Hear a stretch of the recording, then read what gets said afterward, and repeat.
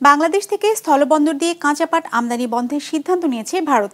এই সিদ্ধান্তে খুলনা সহ দক্ষিণাঞ্চল থেকে ধসের মুখে কাঁচা পাটের রপ্তানির জন্য মজুত করা পাট পড়ে আছে গোডাউনে। ফলে ব্যবসায়ীদের আর্থিক লোকসানের পাশাপাশি কাজ হারানোর শঙ্কায় রয়েছে কয়েক হাজার শ্রমিক। SM মিলনের ক্যামেরায় মোস্তফা জামালের রিপোর্ট। ওয়ালটন এখন দেশের সীমানা পেরিয়ে পৌঁছে গিয়েছে 50টিরও বেশি দেশে। ওয়ালটন, ঘরে ঘরে বিশ্বজুড়ে। দেশ থেকে যে পরিমাণ পাট রপ্তানি হয় তার একটি বড় অংশের যোগান আসে খুলনা সহ দক্ষিণাঞ্চল থেকে।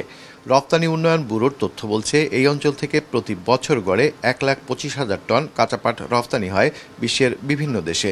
এই রপ্তানির 90% স্থলবন্দর বেনাপোল ব্যবহার করে যায় ভারতের মিলগুলির জন্য।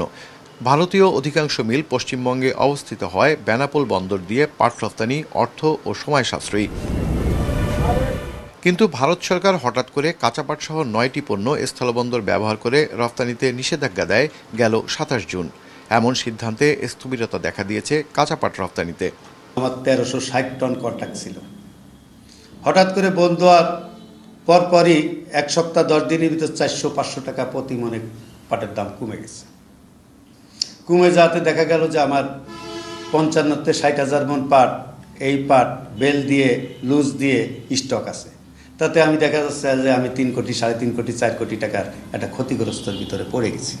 পাট রপ্তানি ক্ষতিগ্রস্ত হলে এর প্রভাব পড়বে দেশের পাট চাষে, ক্ষতির মুখে পড়বে চাষিরা, এমন শঙ্কা জানিয়েছে পাট রপ্তানিকারকদের সংগঠন BJA।